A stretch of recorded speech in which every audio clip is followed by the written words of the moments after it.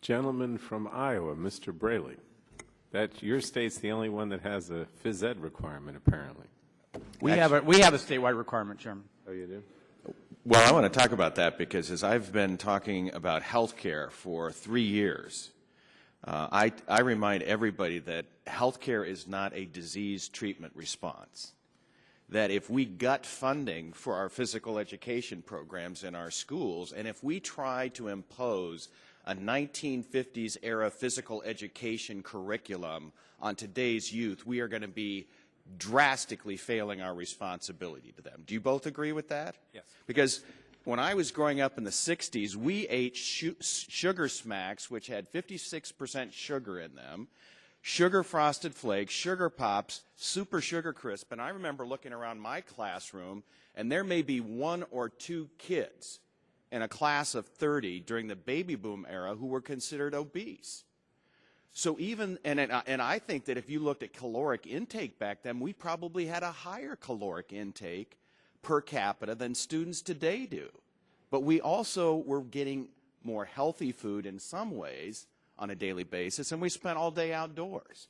And yet the harsh reality is, as a parent who had kids growing up in the 90s, most parents are faced with very different choices than our parents did, where you had a mother, in many cases, living at home and monitoring the behavior of children, and children who were faced with much fewer threats out in the world that allowed them to spend all day outdoors the way we did as kids. So my question is, how do we get society to focus on the challenges of providing lifestyle physical education in our schools on a daily basis that gives them not just dodgeball skills, but things that teach them aerobic activities they can carry throughout their lives?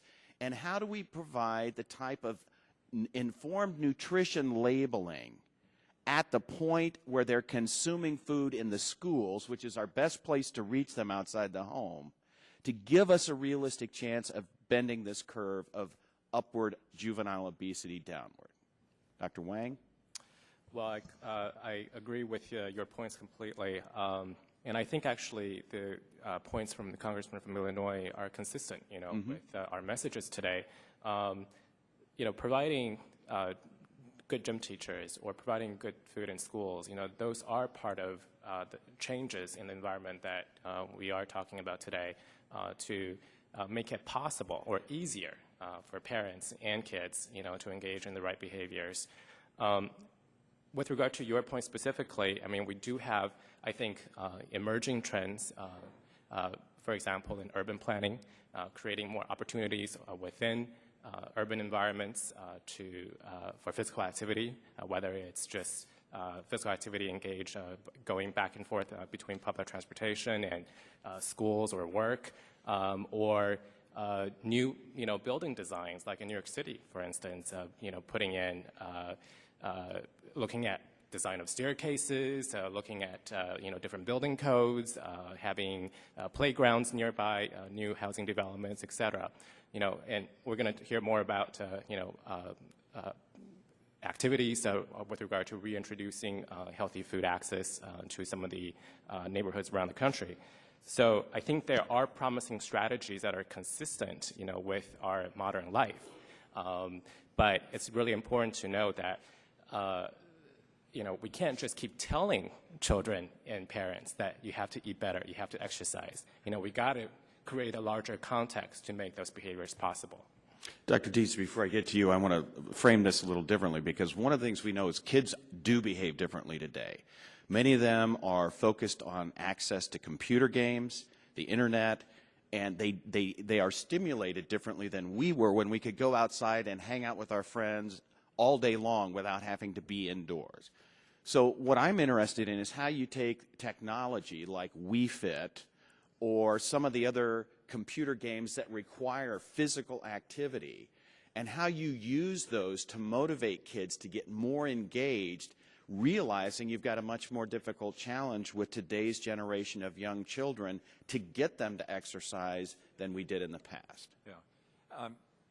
One example of where that's been done is in West Virginia, where they introduced Dance Dance Revolution in their schools. And I think that that's an important example and opportunity, and I think we need a lot more experience. That we need, as adults, we tend to prescribe to children what we think is appropriate. Like dodgeball. Right. But I think that kids have a better idea of that, and we need to invest much more strongly in understanding what they would like to do and how to meld the electronic media and the electronic environment with the physical activity environment. But the key is to get them moving. Yes, absolutely. Thank you. Mr. Braley. Thank you, Mr. Chairman, and I also would request unanimous consent to submit my opening statement for the record. So ordered. Dr. Hasek, I want to follow up on your comment, which several of the other witnesses have talked about, and that is parents frustrated with food choices in school. And I think that's one of the reasons why I introduced the Healthy Choices for Kids Act earlier this year, to promote the idea of labeling the foods being served in school cafeterias with nutritional information, which would authorize a pilot program in 100 schools to label the foods being served with nutritional and caloric information at the point of decision. And I would highlight there's a recent study that has actually shown that students were more likely to make healthier food selections when the nutritional information was available next to the food item being served. And that was a 2005 issue of the Journal of Child and Nutrition Management, which found that students' choices for more healthy entrees increased after reading nutritional content labeled next to the food item. And my hope is that the Healthy Food Choices for Kids Act will be included with the Child Nutrition Program's reauthorization. And I've been working with the Education Labor Committee and Chairman Miller to include this legislation in that program. I also wanted to comment, Dr. Leviso, more on your comment about safe routes and the importance for kids who increasingly face difficult environments getting to school. And the Transportation Committee, which I previously served on, has jurisdiction over the Safe Routes to Schools program, which is federal dollars being used to enhance the security of routes to schools for kids.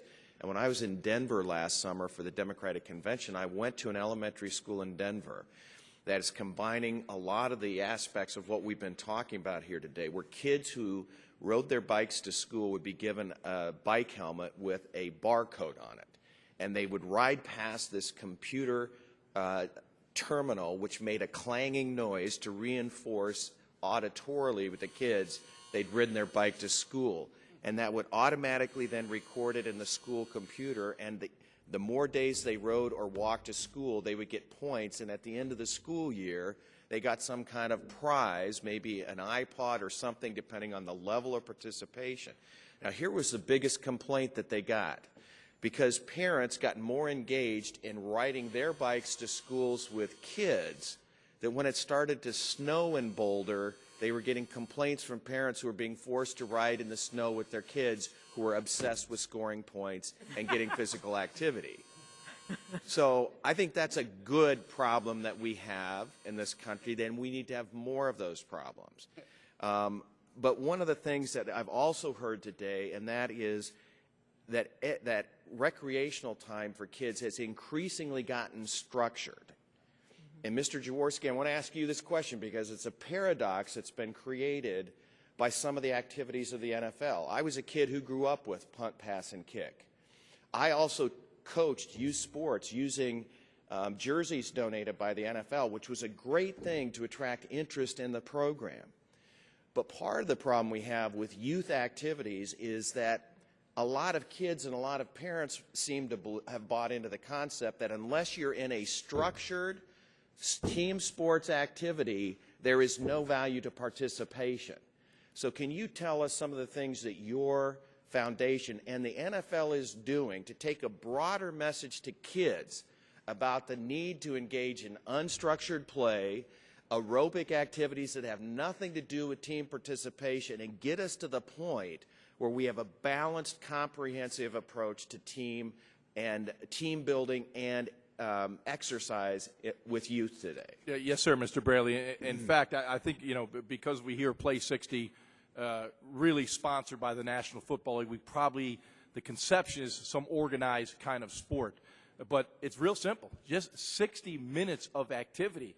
It could be a walk in the park. It could be a ride on your bicycle. It does not have to be an organized team activity. So I think that, that should be clear. That's not what they're saying. You need to be a team, and although there certainly is some leadership skills and social skills that you acquire by being involved with a team, that's not the driving force behind the program. It's 60 minutes of activity, and be creative as you want to find a way to get your exercise in. And I might just add, with the JAWS Youth Fund, we've had 5K runs, Fitness Fest, over 1,000 people in Stone Harbor, New Jersey, in a 5K run, doing basketball, cheerleading, Navy SEALs on the beach, senior citizen activities, different things like that. So just ways to keep active. Congressman, let me just highlight a program that brings forward an opportunity that we haven't talked about to date, and that's recess. Many schools no longer have recess, and yet that has been identified as the single biggest opportunity for children to have activity during the day. We fund a program called Playworks that brings kids, young people into the playground, helps to teach young children who may not have learned those games that we all learned as children, that not only teaches them how to mediate their differences, but how to have good, unstructured play that we've been talking about. That is a kind of program that starts locally and yet can be taken to scale through the kind of initiatives that you've been talking about. Sophus?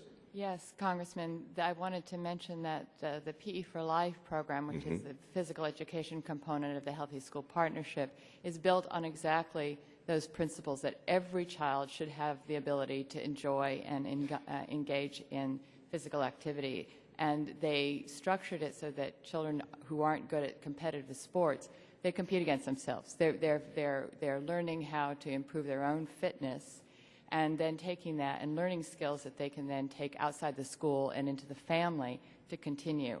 And we think that that is a key aspect of what we're going to have to do to reach the broader audience of children. Yes. Congressman, I'm just going to ask you guys to wrap it up, though, because we have one more speaker member, Ms. Schakowsky, and then we have to vote, and we'll be done, so quickly. there's a whole other category of activities that children need. There's dance class, karate. There's a lot of community activities that they can engage in that aren't team sports, that get them with their peer group. Children love other children, and the way to get children to be active is to get them to be active with other children. So I don't want to forget about all the other activities that can be available. Thank you. Thank you.